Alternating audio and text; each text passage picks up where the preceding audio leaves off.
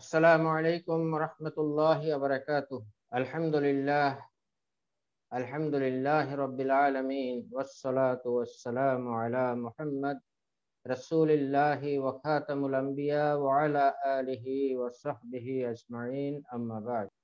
আলহামদুলিল্লাহ, আমরা আল্লাহর শুকরিয়া আদায় করছি। আমরা কোরআনের উপরে আলোচনা করছিলাম রমজান মাসের শুরু থেকেই।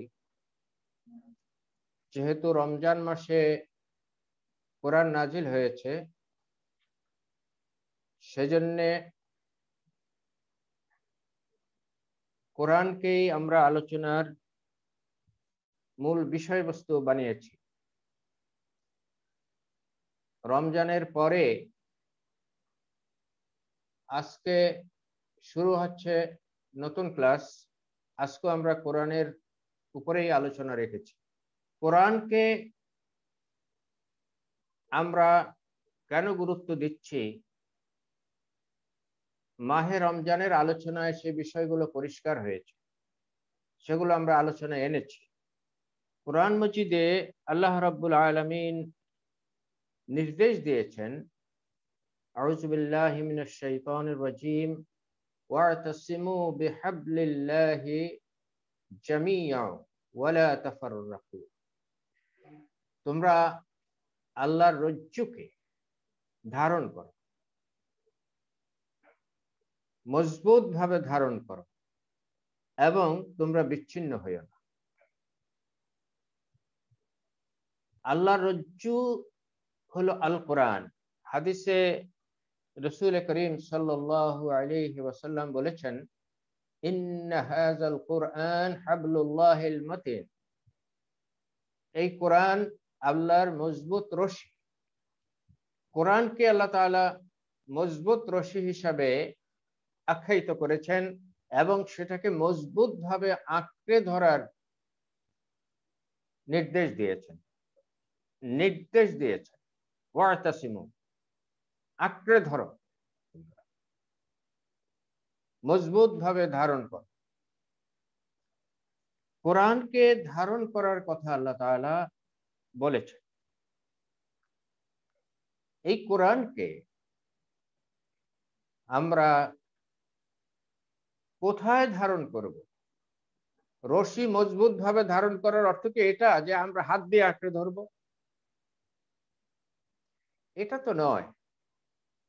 আল্লাহর কোরআনকে মজবুত ভাবে আঁকড়ে ধরার অর্থ হাত দিয়ে আঁকড়ে ধরা নয়। এর প্রকৃত অর্থ কি, সেই বিষয়টি আমাদের কাছে পরিষ্কার থাকা দরকার। সেই বিষয়টাই আজকে আমরা মূলত আলোচনা করব। আজকের আলোচনা আমরা সংক্ষিপ্ত করার চেষ্টা করব। তো কোরআনকে কোথায় আমরা ধারণ করব? দেখুন, আমাদের সমাজে কোরআনকে ধারণ করে এই ধরনের লোক সংখ্যা আমাদের মধ্যে খুব কম, এবং গোটা মুসলিম উম্মার অবস্থাও তাই। ওয়া'তাসিমু বিহাবলিল্লাহ, আমরা এই আয়াতের, আল্লাহর এই নির্দেশের হক আদায় করতে পারছি না, এবং গোটা মুসলিম উম্মার অধঃপতনের সবচেয়ে বড় কারণও এটা। আল্লাহ রাব্বুল আলামিন কোরআন মজিদে একটি আয়াতে সুস্পষ্টভাবে বিষয়টি বলেছেন, এবং 50 নম্বর সূরার 37 নম্বর আয়াতে এ কথা বলেছেন। সূরা কাফ, আল্লাহ পাক বলছেন, ইন্না ফি যালিকা লাযিকরা, ইন্না ফি যালিকা লাযিকরা লিমান কানা লাহু কলবুন আও আলকাস সামআ ওয়া হুয়া শাহীদ। এই কিতাবে রয়েছে অবশ্যই যিকরা, উপদেশ, পথ নির্দেশ, জীবনযাপনের পদ্ধতি, জীবন চলার পথের সন্ধান ওই লোকদের জন্য, লিমান কানা লাহু কলবুন, ওই লোকদের জন্য, ওই ব্যক্তির জন্য যার হৃদয় আছে, যার অন্তর আছে, যার হার্ট আছে, আও আলকাসমা, অথবা অন্তত সে মনোযোগ দিয়ে শুনেছে, অহুয়া শাহিদ, এবং সে সাক্ষ্য থেকেছে অথবা সাক্ষ্য দিয়েছে।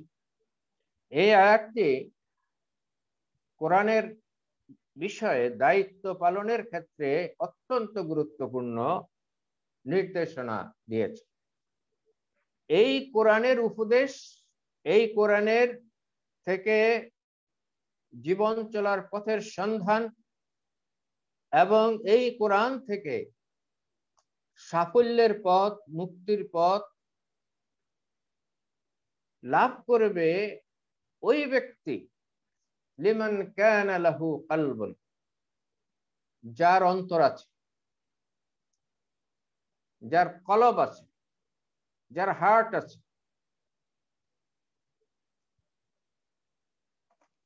এখন প্রশ্ন হতে পারে, হার্ট তো প্রত্যেকটা মানুষেরই আছে, হার্ট তো প্রত্যেকটা মানুষেরই আছে, এই প্রশ্ন হতে পারে। প্রত্যেক ব্যক্তির হৃদয় আছে, প্রত্যেক ব্যক্তি হৃদয়ের যে কাজ, হৃদয় দিয়ে সে ভালোবাসতে পারে, ঘৃণা করতে পারে, গ্রহণ করতে পারে, বর্জন করতে পারে, এটা প্রত্যেক ব্যক্তিরই আছে।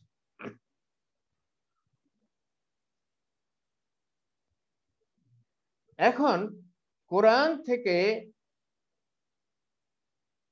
পথ নির্দেশ, কোরআন থেকে উপদেশ, জীবন চলার পথের সন্ধান লাভ করবে ওই ব্যক্তি যার হৃদয় আছে। এর অর্থ কি? দেখুন, এর অর্থ মুফাসসিরগণ বিস্তারিতভাবে বিশ্লেষণ করে জানিয়েছেন কোরআনেরই আলোকে এবং হাদিসের উল্লেখ করে। আমরা বাংলা ভাষায়ও বলে থাকি, বাবা মা সন্তানদেরকে বলে, শিক্ষকরা ছাত্রদেরকে বলে, গুরুজন শিষ্যদেরকে বলে, মনোযোগ দিয়ে শুনো, মনোযোগ দিয়ে পড়ো। এই যে মনের সাথে যোগ করা, মনের সাথে যোগ করা, যোগ করা মানে যুক্ত করা।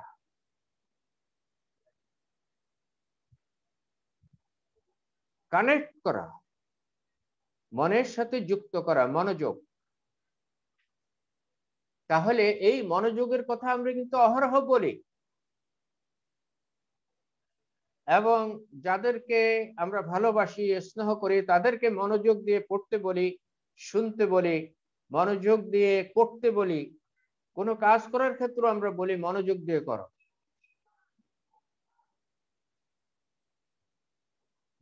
তাহলে কোরআনের প্রতি মনোযোগ দেয়া, এখানে কোরআনের প্রতি মনোযোগ দেওয়ার কথা বলা হয়েছে।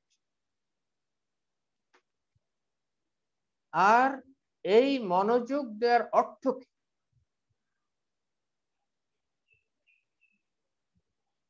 মনোযোগ দেওয়ার দুটা দিক আছে। একটা দিক হলো রিসিভ করা, এটাকে ইংরেজিতে বলে রিসিভ করা। কোন জিনিস কি বলা হচ্ছে সেটা বুঝে নেয়া, বক্তব্য বুঝে নেয়া, কাজ বুঝে নেয়া, বিষয়টা বুঝে নেয়া, এটা হলো রিসিভ করা, আদেশ রিসিভ করা। তাহলে এই রিসিভ করা, এক নম্বর অর্থ হলো রিসিভ করা, গ্রহণ করা, বুঝে নেয়া।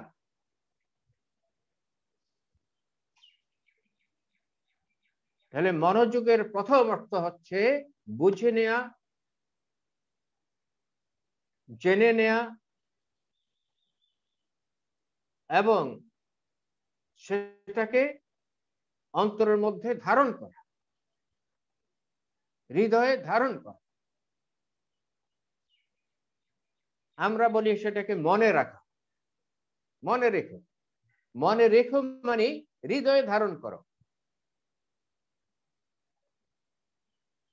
তাহলে রিসিভ করা এবং হৃদয়ে ধারণ করা, এটা হলো প্রথম অর্থ। আর দ্বিতীয় অর্থ হচ্ছে হৃদয়ের কাজটি। হৃদয় কোনো জিনিস এমনি ধরে রাখে না, মানুষের অন্তর সেটাকে প্রকাশ। এবং আয়াতের শেষেও বলা হয়েছে ওয়াহুয়া শাহীদ, সে সাক্ষ্য দেয়। হৃদয়ে ধারণ করার অর্থ হলো সে বুঝে নিল এবং হৃদয়ে স্থান দিল, গ্রহণ করলো এবং সেটা প্রকাশ করলো, বাস্তবায়ন করলো, সেটাকে কার্যকর করলো। এই দুইটা দিক, একটা হলো বুঝে নিয়ে ধারণ করা, আরেকটা হলো সেটা বাস্তবায়ন করা, সেটার সাক্ষ্য হওয়া, সেটার মডেল হওয়া, শাহিদ, সেটার মডেল হওয়া, সেটার উইটনেস হওয়া।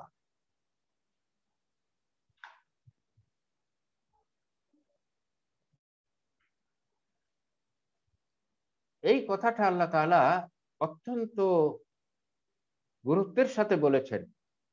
এবং কিভাবে বলেছেন? আল্লাহ তাআলা হেদায়েত দেওয়ার পরে, উপমা দেওয়ার পরে এসে এই কথা বলছেন, ইন্না ফি যালিকা লাযিকরা লিমান কানা লাহু কলবুন। এর মধ্যে, এই উপদেশের মধ্যে, এই উপদেশমালার মধ্যে, এই কিতাবের মধ্যে উপদেশ রয়েছে, লাযিকরা, অবশ্যই উপদেশ রয়েছে, লিমান কানা লাহু কলব, যার হৃদয় আছে। যার হৃদয় আছে তার জন্য উপদেশ। অর্থাৎ যে মনোযোগ দেয়, যে মন দিয়ে বুঝে নেয়, যে মনের মধ্যে ধারণ করে এবং সেটা বাস্তবে কার্যকর করে, এটাই হচ্ছে লিমান কানা লাহু কলব, যার অন্তর আছে। তাহলে এখন একথা পরিষ্কার যে যার অন্তর নাই সে কোরআন বুঝবে না, সে কোরআন ধারণ করতে পারবে না, সে কোরআনের থেকে হেদায়েত লাভ করবে না। এবং সত্যি কথা বলতে কি, মুসলিম উম্মার বাস্তব অবস্থা তাই। তারা কোরআনকে হৃদয় দিতে পারে নাই, অন্তর দিতে পারে নাই, নিজের অন্তর কোরআনকে দিতে পারে নাই, অন্তর দিয়ে কোরআনকে ধারণ করতে পারে নাই।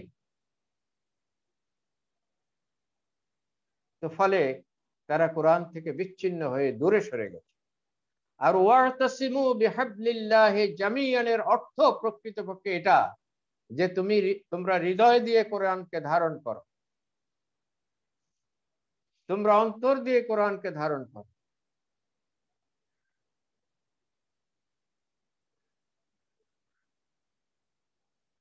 এখানে আরেকটি কথা বলা হয়েছে, আও আলকাস সামা, অথবা সে মনোযোগ দিয়ে শুনেছে, মনোযোগ দিয়ে শুনেছে, অথবা সে শুনেছে। দেখেন, দুই ধরনের ক্রাইটেরিয়া করা হয়েছে এই আয়াতে। লোকদের মধ্যে সব লোক অনুধাবন করবে। যখন হৃদয়ের মধ্যে গাঁথবে সেটার অর্থ হলো অনুধাবন করা। প্রথমে হৃদয়ের কথা বলা হয়েছে, কলবের কথা বলা হয়েছে, এর অর্থ হলো অনুধাবন করার কথা বলেছেন আল্লাহ তাআলা, বুঝতে বলেছেন, বুঝে গ্রহণ করতে বলেছেন। কিন্তু সব লোকের সেই ক্ষমতা নাও থাকতে পারে।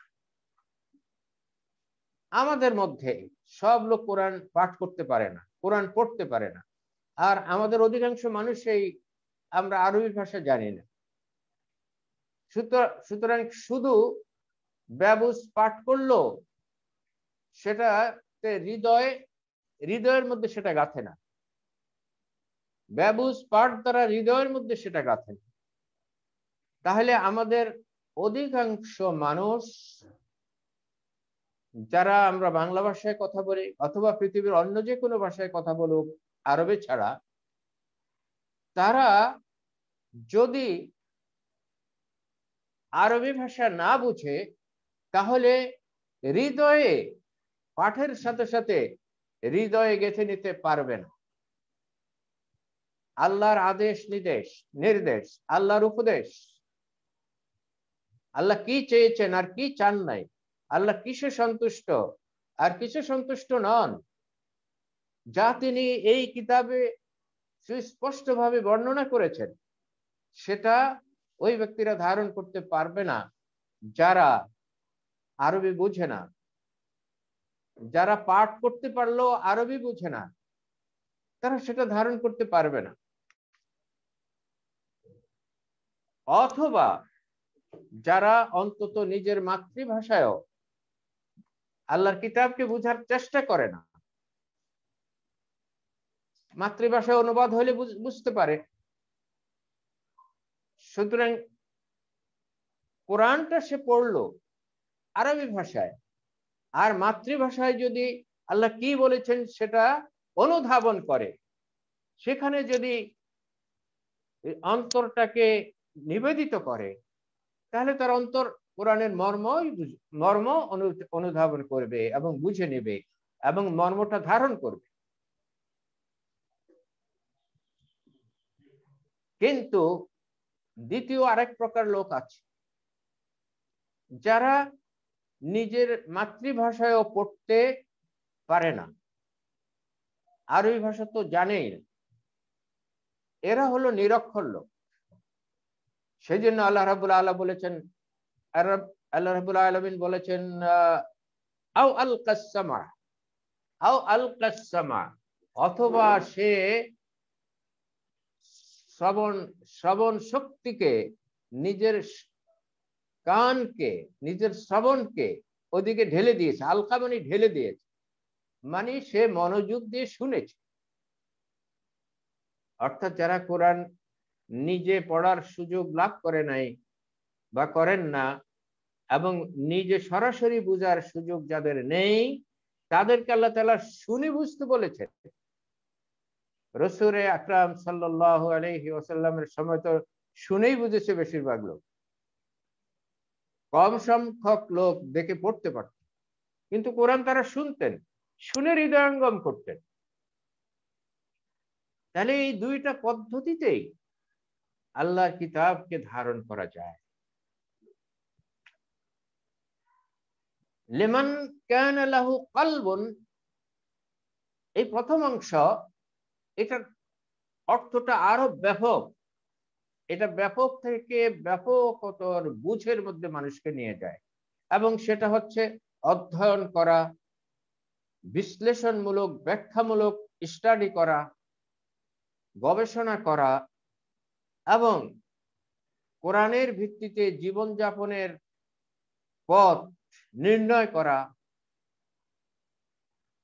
এবং কোরআনকে আল্লাহ রাসূল সাল্লাল্লাহু আলাইহি ওয়াসাল্লাম তার জীবনে কিভাবে বাস্তবায়ন করেছেন, কিভাবে এর ব্যাখ্যা সাহাবায়ে কেরামকে প্রদান করেছেন, সাহাবায়ে কেরামকে কিভাবে তিনি পরিচালিত করেছেন, কিভাবে ইবাদত করতে বলেছেন, কিভাবে পরিবার, সমাজ, রাষ্ট্র পরিচালনা করতে বলেছেন, কিভাবে অর্থনৈতিক, সামাজিক, রাজনৈতিক বিষয়গুলো হ্যান্ডেল করতে বলেছেন, এই সব কিছুর ব্যাখ্যা আল্লাহ রাসূল সাল্লাল্লাহু আলাইহি ওয়াসাল্লাম দিয়ে দিয়েছেন।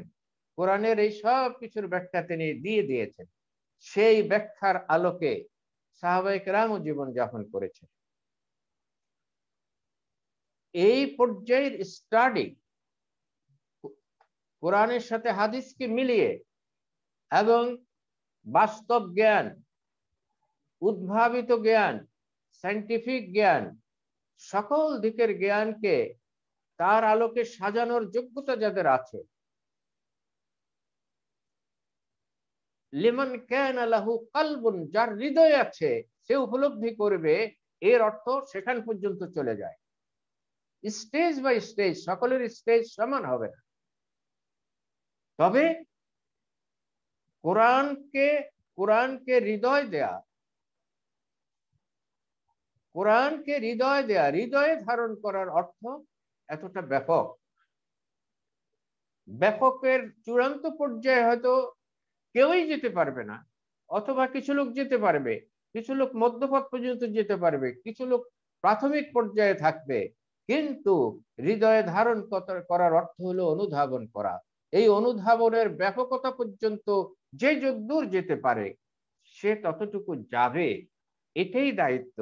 সে কোরআনকে অতটা আত্মস্থ করতে পারবে, সে কোরআনকে অতটা হৃদয় দিয়ে অনুধাবন এবং ধারণ করতে পারবে। এরকম লোক সাহাবায়ে কেরামের সময় ছিল, সব যুগে আছে, বর্তমান যুগেও আছেন। কিন্তু যারা এই পর্যায়ের নন তারা শুনবেন, যারা কোরআন জানেন, যারা কোরআন বুঝেন, যারা প্রথম পর্যায়ের লোক, তাদের কাছ থেকে বাকিরা আলকাস সামা, মনোযোগ দিয়ে শুনবে। এই জন্য আল্লাহ তাআলা আও শব্দটা ব্যবহার করেছেন, আও আলকাস সামা, অথবা সে শ্রবণ নিবদ্ধ করলো, মনোযোগ দিয়ে শুনলো। এই শোনার মাধ্যমে সাহাবায়ে কেরাম কোরআনের স্বচ্ছ ধারণা লাভ করেছেন, সেটারও একটা ব্যাপক ক্ষেত্র আছে। এবং এই শোনাকে আল্লাহ রাব্বুল আলামিন এই শোনাকে এবং হৃদয়ে ধারণ করাকে, সবগুলোকেই কোরআন মজিদে সুন্দরভাবে বলেছেন। এই ক্ষেত্রে মানুষ দুই ভাগে বিভক্ত, মানুষ দুই ভাগে বিভক্ত। কি আল্লাহ তাআলা বলছেন, এক ধরনের লোক তো হলো কোরআনকে হৃদয় দিয়েছে। কাউকে হৃদয় দেওয়ার অর্থ হলো তাকে ভালোবাসা, তাকে বুঝা, তাকে অনুধাবন করা, তাকে ফলো করা, তার সাথে লেগে থাকা। কিন্তু হৃদয় সব মানুষেরই আছে, কিন্তু অধিকাংশ মানুষই হৃদয় দিয়ে ধারণ করতে পারে না।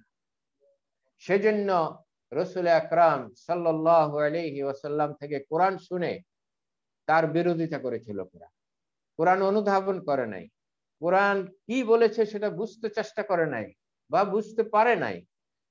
কারণ তারা লিমান কানা লাহু কালবুন করে নাই, তারা হৃদয় দেয় নাই কোরআন, সেজন্য তারা বুঝতে পারে নাই। এই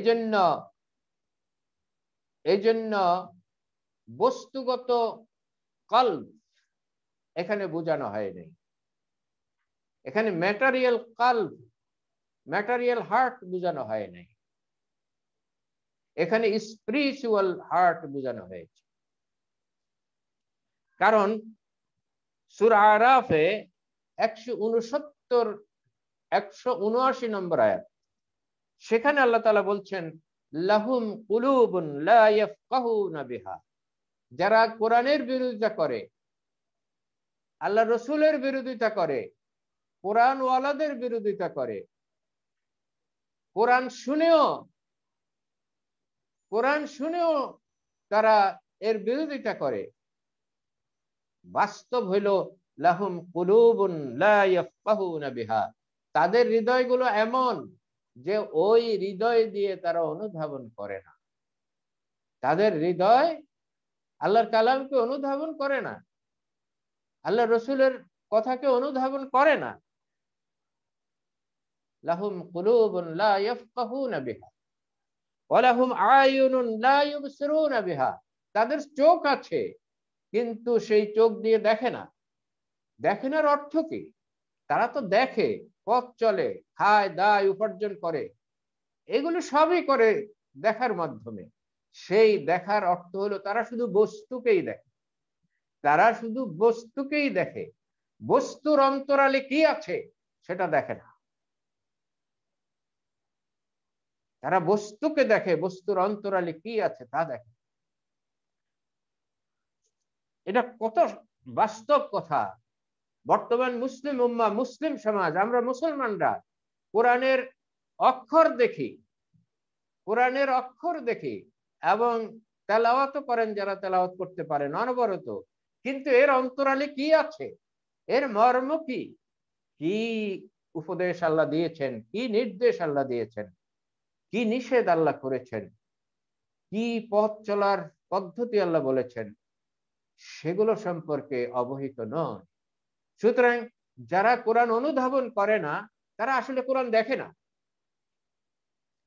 তারা প্রকৃতপক্ষে কোরআন দেখে না। লাহুম আয়ুনুন লা ইউবসিরুনা বিহা,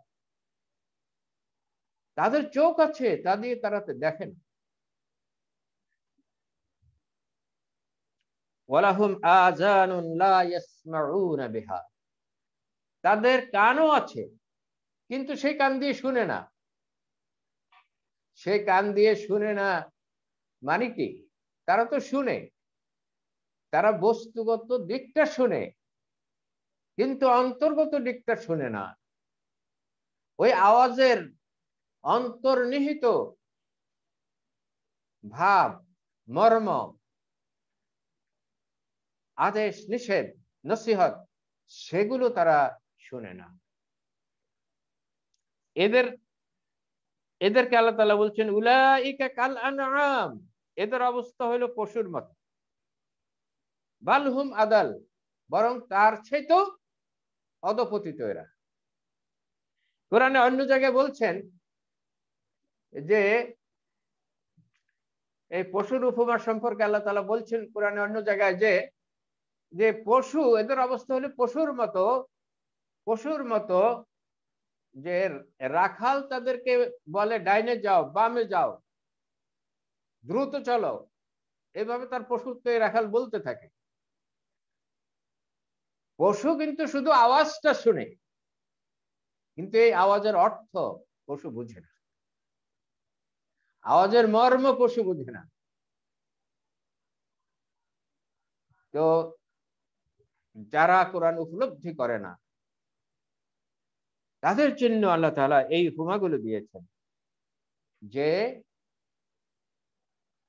লাহুম কুলুবুন লা ইয়াফকাহুনা বিহা, তাদের হৃদয় আছে, তা দিয়ে তারা অনুধাবন করে না, বুঝে না।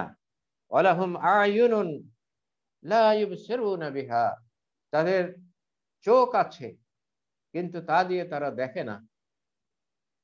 ওয়ালাহুম আযানুন লা ইয়াসমাউনা বিহা, তাদের কান আছে কিন্তু তা দিয়ে শোনে না। উলাইকা কাল আনআম, এদের অবস্থা হলো পশুর মতো। পশুরা পশুরা যেমন ঘাস দেখলে বুঝে ঘাস খাইতে হবে, সে অতটুকু বুঝে। পশুরা কোনো জিনিস দেখলে সেটা সে খাওয়ার জিনিস হলে খেয়ে নেয়। পশুরা যেমন আওয়াজ শুনে কিন্তু আওয়াজের মর্ম বুঝে না, এদের অবস্থা তাই, বরং এদের অবস্থা তার চাইতেও খারাপ। তার চাইতে খারাপ হওয়ার অর্থ হইল যে পশুরা রাখালের ইঙ্গিত বুঝে, তারা কোন পথে যাবে, কোন দিকে যাবে, কতটুকু কি করবে, এতটা বুঝে তারা। এটা শব্দের মর্ম তারা বুঝে না, কিন্তু আওয়াজের ধরন থেকে তারা বুঝে নেয়। যারা আল্লাহর কালাম অনুধাবন করে না তাদের অবস্থা একবারে টোটাল পশুর, পশুদের চাইতেও আদল বলছেন আল্লাহ তাআলা, পশুদের চাইতেও অধপতিত। এখন এরা যে বুঝে না, এটা কি তাদের অপরাধ? প্রশ্ন হতে পারে। যারা বুঝে না, অর্থাৎ আল্লাহর কালামকে, কালামের প্রতি যারা হৃদয় দিতে পারে, অন্তর দিতে পারে না, অর্থাৎ অনুধাবন করে না, আল্লাহর কালামকে যারা অনুধাবন করে না, এটা কি তাদের অপরাধ? যারা শুনে কিন্তু বুঝে না, দেখে কিন্তু অনুধাবন করে না, তাদের হৃদয় দিয়ে উপলব্ধি করে না, এটা কি তাদের অপরাধ? দেখেন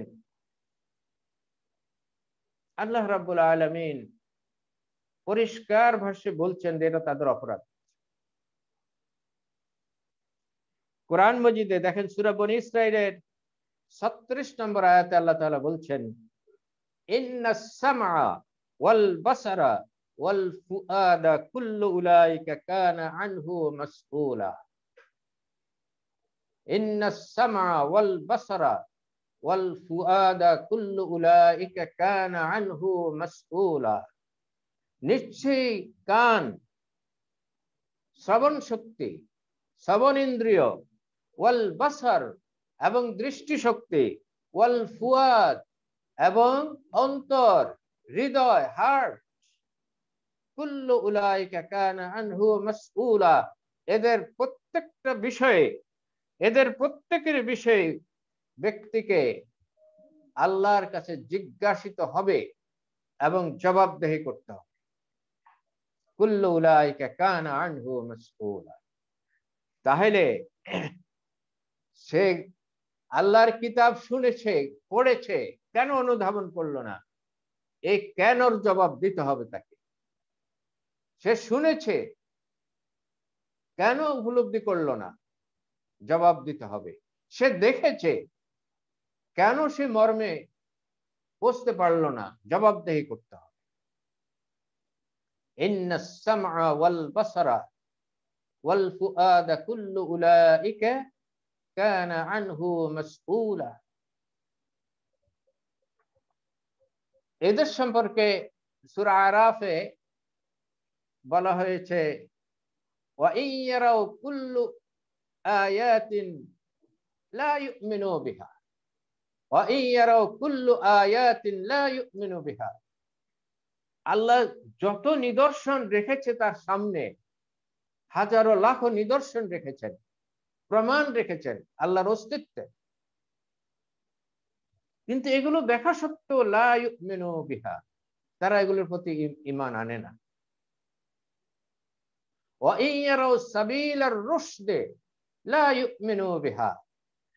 তারা যদি সঠিক পথ,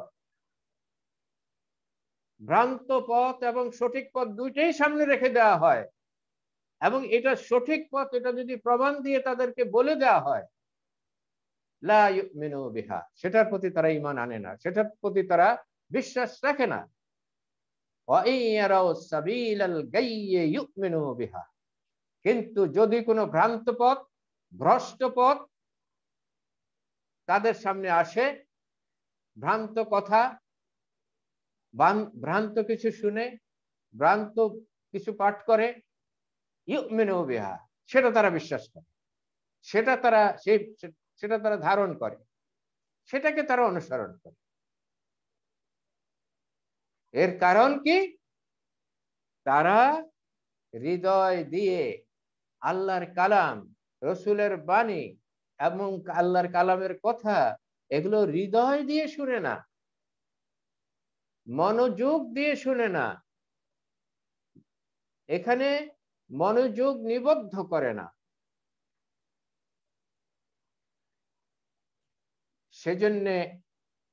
সেজন্যে আমাদের মুসলিম উম্মাহ এই আল্লাহর কালামের প্রতি মনোযোগ দেয় নাই। হাজারো লাখো কোটি মুসলমান আল্লাহর কালামকে ভালোবাসে, কিন্তু আল্লাহর কালামের প্রতি ঈমান রাখে, কিন্তু আল্লাহর কালামকে অনুধাবন করার জন্য হৃদয় সেখানে নিয়োগ করে না, মনোযোগ সেখানে নিবদ্ধ করে না, মনোযোগ দিয়ে আল্লাহর কালামের কথা শুনে না, আল্লাহর কালামের আলোচনা যেখানে হয় সেখানে যোগদান করে না। তো এটার উদাহরণ আল্লাহ তাআলা সূরা মুহাম্মদ 47 নম্বর সূরার 24 নম্বর আয়াতে আল্লাহ তাআলা বলছেন, আফালা ইয়াতাদাব্বারুনাল কুরআনা আম আলা কুলুবিন আকফালুহা। এরা কোরআনকে অনুধাবন করার চেষ্টা করবে না? আফালা ইয়াতাদাব্বারুনাল কুরআন, এরা কোরআন অনুধাবন করার চেষ্টা করবে না? আম আলা কুলুবিন আকফালুহা, না তাদের অন্তরগুলোতে তালা লাগানো আছে, তালা লাগানো আছে। এখন আল্লাহ রাব্বুল আলামিন বলেছেন, যে তালা লাগানো আছে, আসলে তো বাস্তবে তালা, যেটাকে আমরা দরজার তালা বলি, এবং তালা খুলে আমরা ঘরে প্রবেশ করি, অফিসে প্রবেশ করি, কক্ষে প্রবেশ করি, এটা সেই ম্যাটেরিয়াল তালা নয়, এটা হচ্ছে স্পিরিচুয়াল তালা। এদের অন্তরগুলোতে সেই তালা লাগানো আছে, যেই তালা ভেদ করে সত্যের আহ্বান, আল্লাহর বাণী, আল্লাহর উপদেশ, আল্লাহ রসুলের বাণী তাদের অন্তরে প্রবেশ করে। সেটা হচ্ছে অন্ধবিশ্বাসের তালা, অন্ধবিশ্বাসের তালা, জাহেলি ধারণার তালা, অজ্ঞতার তালা। এই অন্তরের তালা বলতে যেই জিনিসগুলো বোঝায়, সেটা হচ্ছে কয়েকটা জিনিস, এটা আমাদের মনে রাখা দরকার।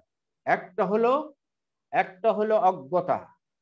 অজ্ঞতা একটা তালা। কতগুলো তালা তাদের অন্তরে লাগা থাকে দেখেন। যারা আল্লাহর কালাম অনুধাবন করে না, সত্যের বাণী, সত্যের আহ্বান যারা অনুধাবন করে না, রসুলের আহ্বান যারা অনুধাবন করে না, আল্লাহ বলছেন তাদের অন্তরে তালা লাগানো আছে। এই তালা লাগানোর অর্থ কি? এই জিনিসগুলো হলো তালা। এক নম্বর হলো অজ্ঞতা, জেহালাত। যে অজ্ঞ, সে যা জানে তার সাথে বেশি জানার চেষ্টা করেন, সে এখানে ব্যারিকেড দিয়ে রেখেছে। এই অজ্ঞতাটা তার জন্য ব্যারিকেড।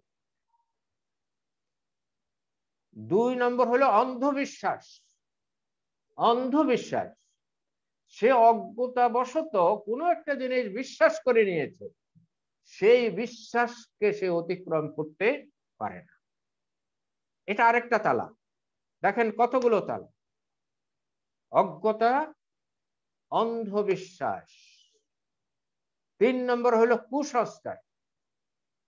কোন একটা কুসংস্কার, কুপ্রথা সমাজে চালু আছে, এবং সেই কুসংস্কারকে সে অতিক্রম করতে পারে না, সেটাতেই সে বিশ্বাসকে আঁকড়ে ধরে রেখেছে। চার নম্বর হলো অহংকার। অহংকার, অহংকার মানে হচ্ছে সে মনে করে আমি যা জানি অন্যরা তা জানে না, আমি যতটুকু জানি এটাই আমার জন্য যথেষ্ট, এর বাইরে কোনো নলেজ নাই।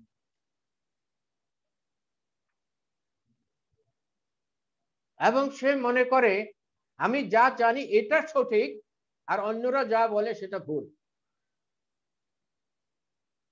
এটা হলো অহংকার। এই অহংকার আরো বড় তালা, এটা 4 নম্বর তালা। এর আশেপাশে আরো বহু তালা আছে। এই 4টা হলো বড় তালা। আম আলা কুলুবিন আকফালুহা, এই জন্য আল্লাহ তাআলা তালাকে বহু বচনে, কুফলুনের বহু বচনে, আকফাল বহু বচন ব্যবহার করেছে। তাদের অন্তরে অনেক তালা লাগানো আছে, আরো তালা আছে। এই তালাগুলো খুলে ভেদ করে তাদের অন্তরে আল্লাহর বাণী প্রবেশ করেন।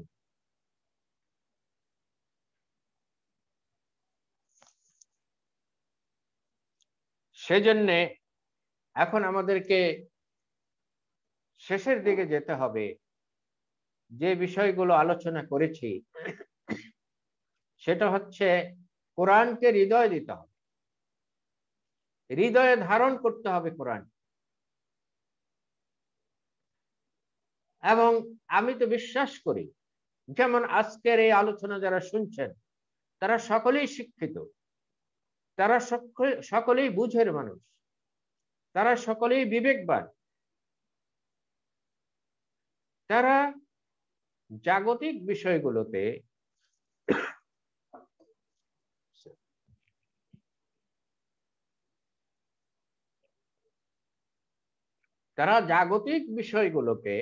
পার্থিব বিষয়গুলোকে, যারা ম্যাটেরিয়াল বিষয়গুলোর দিকে যেরকম মনোযোগ দিয়ে থাকেন, তারা যদি আল্লাহর বাণীর প্রতি, আল্লাহর কিতাবের প্রতি আল্লাহর এই মহাগ্রন্থের প্রতি যদি সেই রকম মনোযোগ দেন, তাহলে তারা জাগতিক যে কোনো বিষয়ের চেয়ে আল্লাহর কিতাবকে অধিকভাবে অনুধাবন করবে। আল্লাহর কিতাবকে অধিকভাবে তারাই অনুধাবন করবেন যারা জাগতিক বিষয়গুলোকে অনুধাবন করেন। ফর এক্সাম্পল, কোন ছেলে মেয়ে যদি সে ক্লাসে ভালো পড়ালেখা পারে, সে ভালো রেজাল্ট করে, সে মনোযোগ দিয়ে পড়লেই পড়া অনুধাবন করে, সে ক্লাসের বাইরেও অনেক পড়ালেখা করে, সে কান দিয়ে অনেক কিছু শুনে, চোখ দিয়ে অনেক কিছু দেখে, সেগুলো বুঝে অনুধাবন করে। এখন আমরা যদি যারা এরকম শিক্ষিত, যারা পড়লে বুঝেন, যারা শুনলে বুঝেন, যারা দেখলে বুঝেন এবং এগুলো মনে রাখেন, তারা যদি আল্লাহর কালাম পড়েন, শুনেন, বুঝেন, পাঠ করেন,